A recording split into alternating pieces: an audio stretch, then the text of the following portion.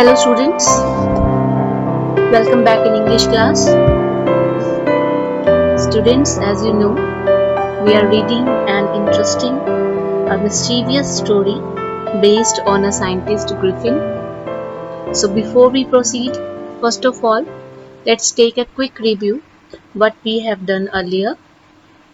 It's a story of a griffin and it's a scientist who discovered a rare drug. This could make a naked body of a man invisible. Griffin, the scientist, he was not liked by his landlord, so he decided to take revenge on him. One day, he set his landlord's house on fire, and then he drank his rare drug and put his clothes off. Now he could see everyone, but none could see him. He was safe from being caught, but he was without clothes, and it was very cold outside. He passed the night in a London store. He stole goods from there and money. Then he went to a village called Iping. Yesterday we have done that two boys on a London street, they were surprised to see the fresh muddy prints on the London street. These footprints were of Griffin. Griffin was now invisible, but he was wandering here and there on the streets, and it was harshly cold outside. So Griffin entered into a big store like a mall, and he put on new clothes there, consumed meat and coffee.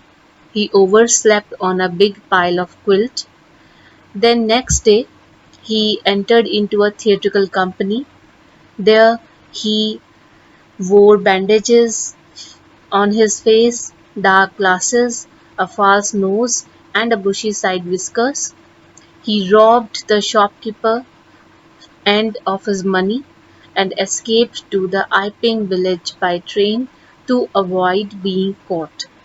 So today we have to proceed our story where Griffin is now in Iping village and he was trying to hide himself from everyone. Let's start today's discussion. Eager to get away from crowded London, he took a train to the village of Iping, where he booked two rooms at the local inn. The arrival of a stranger at an inn in winter was in any case an unusual event. A stranger of such uncommon appearance set all tongues wagging. Mrs. Hall, the landlord's wife, made every effort to be friendly, but Griffin had no desire to talk, and told her, "My reason for coming to Iping is a desire for solitude. I do not wish to be disturbed in my work. Besides, an accident has affected my face." Satisfied that her guest was an eccentric scientist, and in view the fact that he had paid her in advance, Mrs. Hall was prepared to excuse his strange habits and irritable temper. But the stolen money did not last long, and presently Griffin had to admit that he had no more ready cash. He pretended, however, that he was expecting a check to arrive at any moment. Shortly afterwards, a curious episode occurred. Very early in the morning, a clergyman and his wife were awakened by noises in the study. Creeping downstairs, they heard the clink of money being taken from the clergyman's desk. Without making any noise, and with the poker grasped firmly in his hand, the clergyman flung open the door. "Surrender!" So Griffin decided to steal a few usable things from the theatrical world. Then, as he did not have any money, he attacked the shopkeeper and robbed all of his money. Then he felt that London was too crowded and he decided to go to a small village nearby. The name of the village was IP. He took a train and booked 2 rooms in the local inn. And the event of a stranger coming and staying at the inn in the winter night was not a normal thing to happen in the village like IP. And everybody started talking about it also because Griffin looked very strange. Everybody in the village, they were surprised that a stranger has come into their village to live at this winter season, and moreover the look of that stranger was also very awkward, was not normal.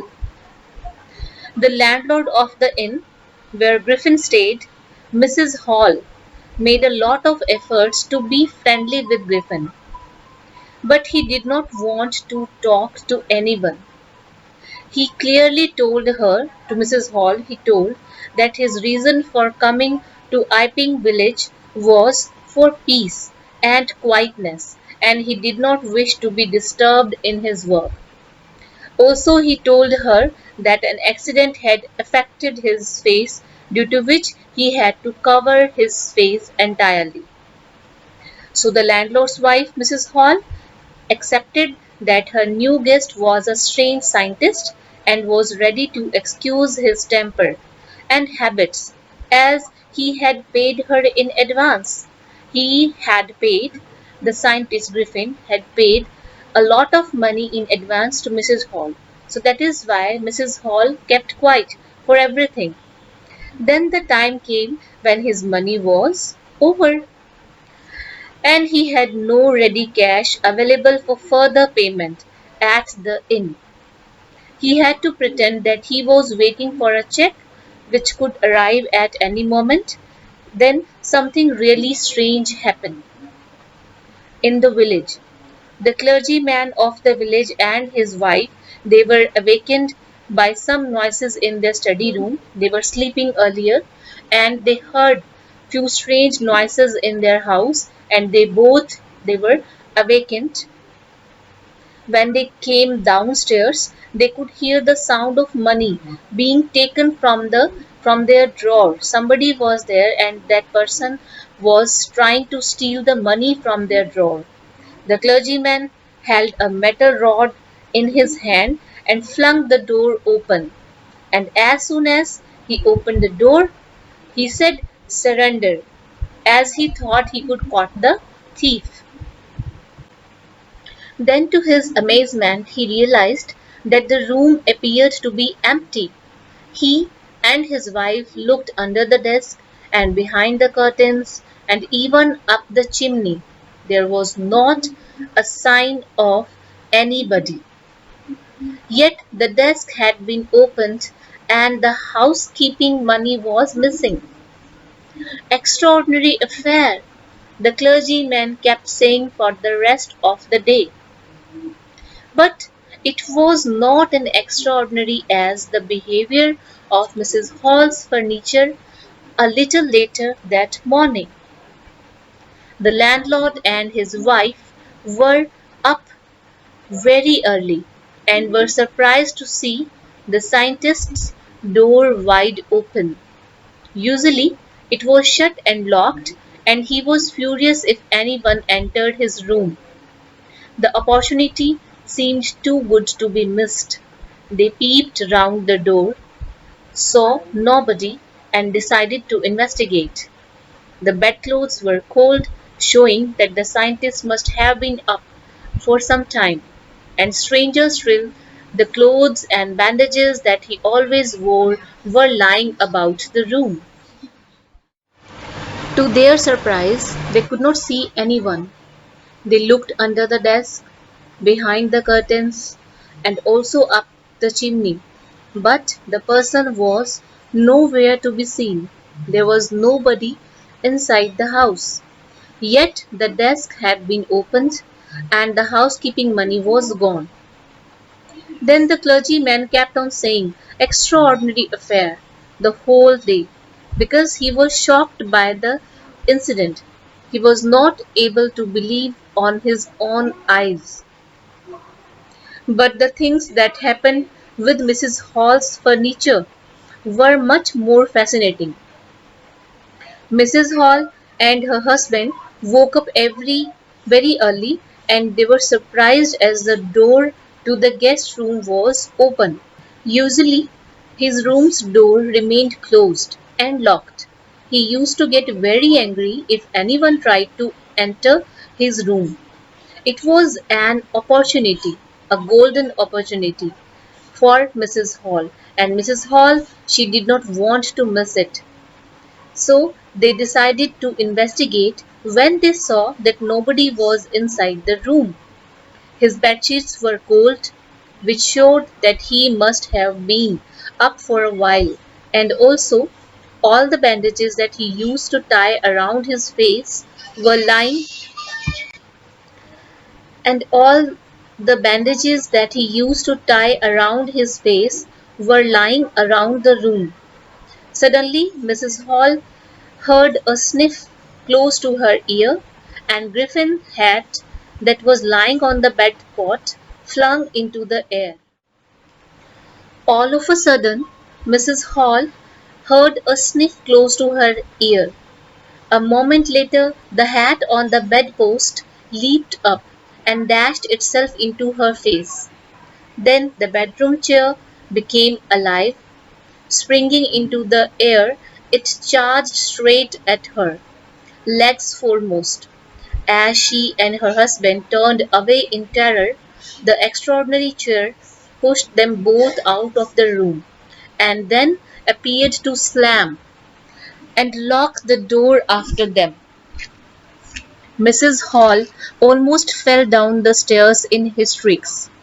She was convinced that the room was haunted by spirits, and that the stranger had somehow caused these to enter into her furniture. My poor mother used to sit in that chair, she moaned. To think it should rise up against me now. The feeling among the neighbors was that the trouble was caused by witchcraft.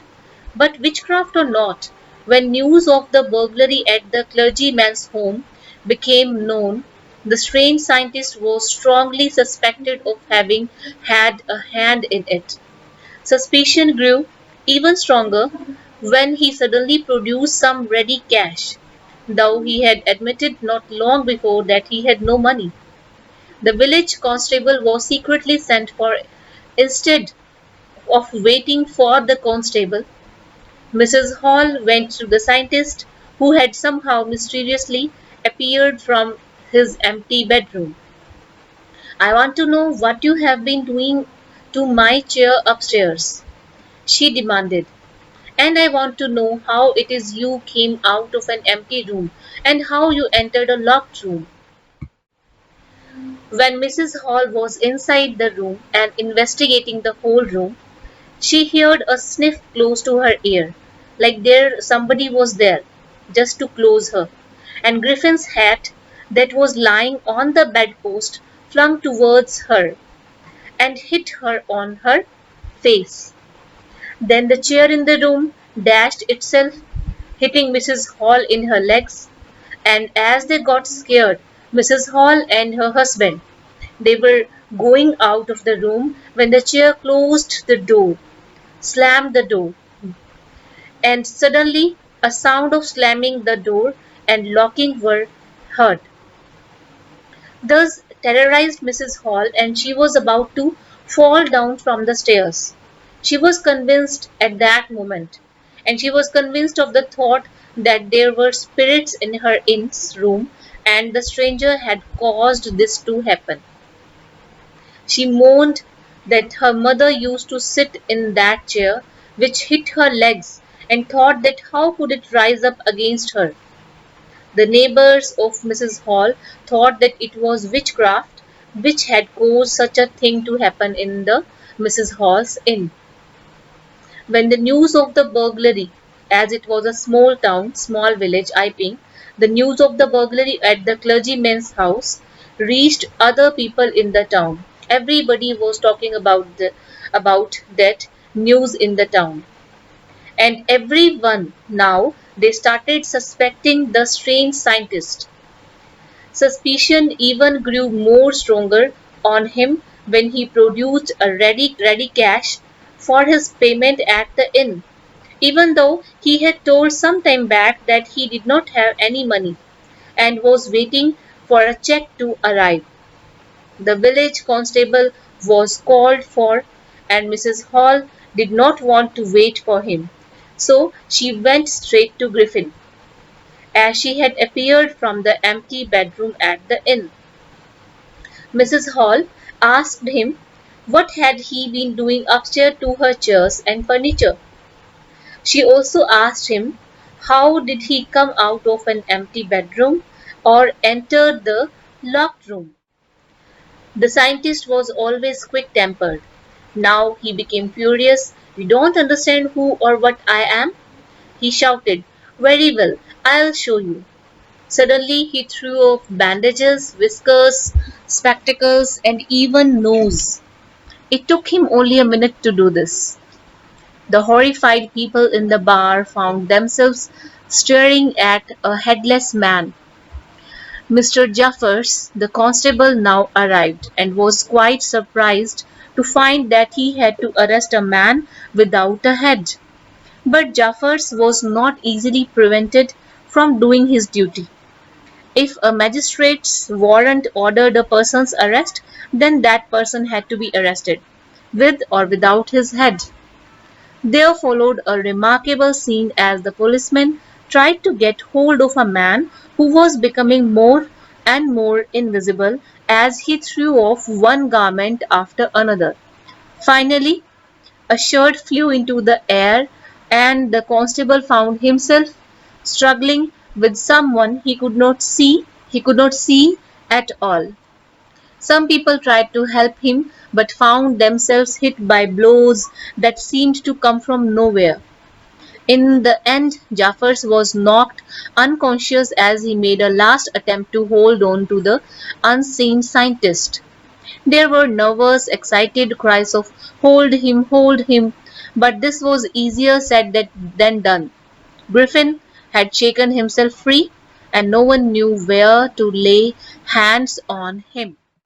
When Mrs. Hall asked so many questions from Griffin, one by one, about the room, about his appearance, about his strange habits, the scientist became really very angry and started shouting that they don't understand who or what he was, and decided to show them the truth.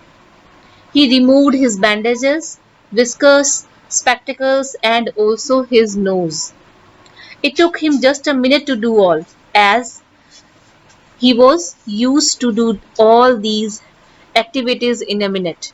He was perfect in that. And the people in the bar, they were astonished, they were horrified as they looked at the headless man. Mr. Jaffers, the constable of the village, he was surprised as he saw that he had to arrest a man without any head. But Jaffers still wanted to do this duty, as he knew that the magistrate wanted him to arrest the person, and it did not matter that he had a head or not. He has to do his duty. As he threw away more and more of his clothes one by one, he became more and more invisible, and eventually, after Griffin removed his shirt, he was nowhere to be seen, and Jaffer was struggling to arrest a man who had become completely invisible. People who tried helping Jaffers were also struggling, as they were hit by blows from nowhere. As Jafar made his last attempt to catch hold of the invisible man, he was knocked unconscious by the invisible man. Everybody was shouting, "Come on, hold him, hold him." And they were shouting. But Griffin had set himself free from them, and nobody could understand how to catch him. So students, here are this mysterious chapter is over. I hope you all have understood the story of a psychic scientist, Griffin, who discovered a rare drugs that made him invisible, how he performed different mysterious tasks, and stole the money from different stores. And finally, he reached in a village Iping. He sets the landlord's house on fire, and after a few time, he thought that London is too crowded to live like this, and he decided that he would go to remote village. Then he reached the village, nearby village Iping, and there he stayed in the inn of Mrs. Hall. He steals from people there too, and also hits the landlord and his wife when they try to check his room in his absence. Then the village constable asked for help, but before that, Mrs. Hall, the wife of the landlord, asked him questions regarding his strange appearance. Mrs. Hall asked him that what he did to her furniture. This makes him really furious, and he decided to show her who he really was. The people then saw a headless man, and Mr. Jaffers, the constable, also noticed that would have to arrest a man. He would have to arrest a man who do not have a head. He would have to arrest a headless man. They were unable to catch Griffin as he removed all his clothes and he became invisible. He even knocked out Jaffers as he tried to catch him. So it was a very amusing, very mischievous, and interesting story. I hope you all have enjoyed it. Take care of yourself, students. Complete your copies and learn all the question answers related to the chapter. Thanks.